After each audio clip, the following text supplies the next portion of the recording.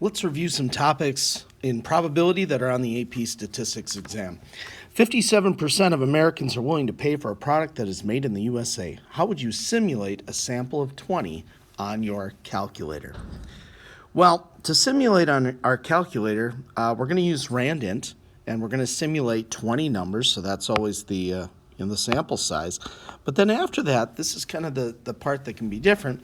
We have to kind of weight our random numbers towards the percentage. So what I would do is I would sample 20 numbers, but then assign 1 through 57 as yes, they would be willing to pay more, and the rest, the 58 through 100, as no. And that's how we tip that percentage towards the ones that would say yes. So let me show you how you do that. Okay, so you use math and go over to PRB or PROB and choose RandInt, and then put in that you're going from 1 to 100 to mimic your percentages, and 20. And then you simply count up, how many of them were between 1 and 57 in here. So that number out of 20. Okay, so that's how I would do it on the random, or on the calculator. Now the random digit table is a really similar experience, and the one change I would make using the random digit table, because I would like to look at 2-digit numbers. Instead of having to go 1 to 100, I would assign 0 to 56 as yes, and then 57 to 99 as no. And then I would just go over my random digit table. So let's say we had our this random digit table. So we would just go along and say, all right, the first number is 27, so that would be a yes. The next number is 79, so that would be a no. 81 would be a no. 25 would be a yes. 11 would be a yes. And so on. And you would just go until you had 20 numbers. All right, let's talk about conditional probabilities. Now, the conditional probability formula is given to you on the AP exam. It's written like this: the probability of A given B is equal to the probability of A and B divided by the probability of B. How do you like to use that formula? So, see, the question here is, what is the probability a person has a pet given that they are a male? So I like to say, all right, the probability of a pet given a male would be equal to the probability of a pet and being a male divided by the probability of just being a male. And then I use the table. So probability of a pet and a male, so it's right here. This is the people that are male and have a pet, divided by the probability of being a male. Well, that total probability is right here, 0.49. I'll just type that in. Okay, so this formula is given to you on the AP exam, worth for sure knowing where to find it and how to apply it. The top, this symbol means and. Let's do another one. Okay, in a group of 100 sports car buyers, 40 bought alarm systems, 30 got bucket seats, and 20 purchased both. Okay, I'm going to write it like this. I'm going to write that alarms and bucket seats, okay? And I'm going to do this as numbers, okay? So I'm going to write down that 20 had both. Now, one thing that we have to be careful on the wording here is, notice it said 40 bought alarm systems. Well, that means that a total of 40, meaning 20 got just the alarm system and 20 got both, for a total of 40.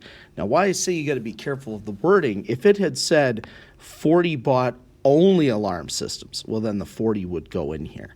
But it didn't say that, so that 20 in the middle, that 20 overlap, is assumed to be part of our 40, which means, of course, if 30 people bought bucket seats, that only 10 bought bucket seats alone. Okay, if a car buyer chooses a at random bought an alarm system, what is the probability they also bought a bucket seat? So this is saying, what's the probability they got a bucket seat knowing they had bought an alarm system. We've already established they were an alarm system owner. Well, this is going to be the probability of bucket and alarm system over the probability of alarm system. Now remember, we had 100 total sports buyers. So that numerator, we had 20 that did both out of 100, divided by 40 alarm, and remember that's total. 40 people had an alarm system out of 100. Well, this reduces to 1/2 or 0.5. So with a Venn diagram, just be careful of counting everything. Most common mistake is probability of alarm system. That's all 40 people out of your 100. Okay, and of course the numerator, the and, was just this 20 out of 100. Another way to think about this really is the opening, or the given part establishes that we're only talking about this circle because it said we know they bought an alarm system. So you could just say, well, that's just 20 out of the total of 40. You could do it that way as well. All right, let's talk about tree diagrams and also build into this a little more review of conditionals. It says an insurance company sells home insurance policies. 50% are for single family, 35% for townhomes, and the rest are for condominiums. Of those policies, in a given year, 12% of single-family homeowners will file a claim, 9% of townhome owners, and 5% of condo owners. Given a claim has been made, find the probability the claim was made by a townhome owner. I'm going to draw a tree diagram for this. I'm going to, first of all, say we've got our single-family homes, half are those.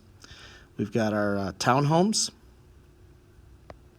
0.35, and we've got our condo owners with the rest, the 0.15.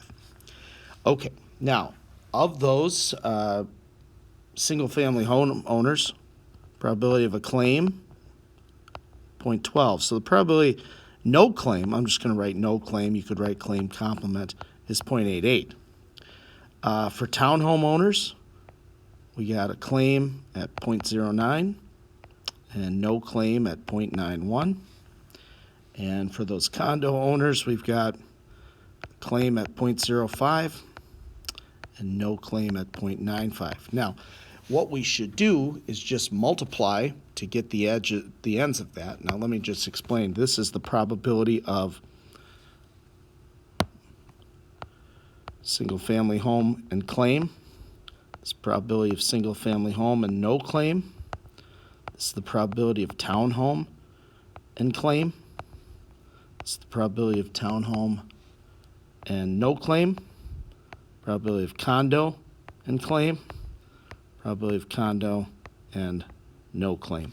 And I'm just going to multiply along these branches, 0.5 times 0.12. So let me write in these numbers quick.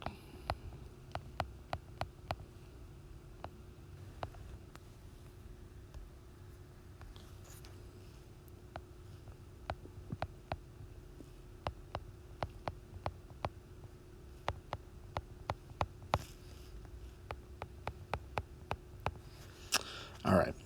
Given a claim was made, find the probability it was made by a townhome owner. So this is the probability of a townhome given there was a claim. Let's use our formula. Probability of townhome and claim, well, that should be easy enough to get, divided by the probability of a claim. So we've got 0.0315 on the top. And to get the probability of a claim, I'm simply going to add up the three numbers that represented a claim. And I get 0.099. Okay. Final two things I want to talk about are independence and mutually exclusive or disjoint. Independence, the definition is simply that the probability of one thing's occurrence does not affect the probability of the other thing's occurrence. But what it really gives us the ability to do from a formula standpoint is say that the probability of A and B is equal to the probability of A multiplied by the probability of B. And why that's really useful is because we have an addition formula that says the probability of A or B is always equal to the probability of A plus the probability of B minus the probability of any overlap. Think about like a Venn diagram. You know, if you had something like this, you'd say, well, the probability of one or the other, add this up, and subtract out the middle that you'd counted twice. But this rule gives us the ability to multiply to find that if we know the things are independent. Now, mutually exclusive means two events cannot occur at the same time. I think about a Venn diagram that looks like this. It would be impossible to be inside both. And what this gives us the ability to do is to state that the probability of A or B can be simply the sum of the two. Now, I always come back to this formula because it can be modified to fit all of our situations. And what I mean by that is that in a mutually exclusive situation like this, the probability of A and B is 0 because there is no overlap. And in an independent situation, we can find that overlap by multiplication. So just two definitions to know.